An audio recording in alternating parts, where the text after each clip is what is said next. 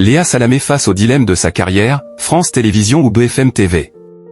Léa Salamé traverse un moment décisif de sa carrière. La journaliste doit choisir cette semaine entre l'offre alléchante de BFM TV et France Télévisions. Un dilemme qui l'empêche de dormir. La star de France Inter et de Quelle Époque vit des heures cruciales.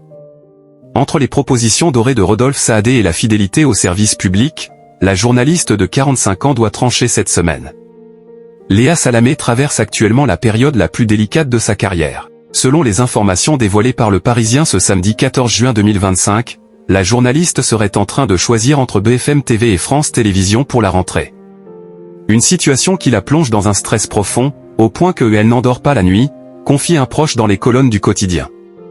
Depuis plus de 10 ans, la journaliste franco-libanaise a construit sa notoriété entre France Inter, où elle anime la matinale aux côtés de Nicolas Demorand depuis 2014, et France 2 avec son émission Quelle Époque, diffusée le samedi soir. Cette double casquette lui a permis de s'imposer comme l'une des figures les plus influentes du paysage médiatique français.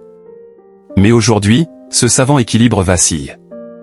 Les dernières semaines ont été particulièrement éprouvantes pour celle qui esquive systématiquement les questions sur la saison prochaine et filtre les appels, selon un témoin. L'offensive de charme de Rodolphe Saadé.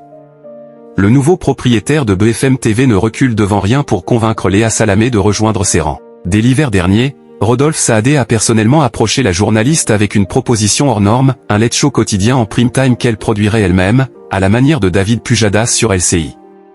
Une liberté créative inédite pour BFM TV, où tout est habituellement fabriqué en interne.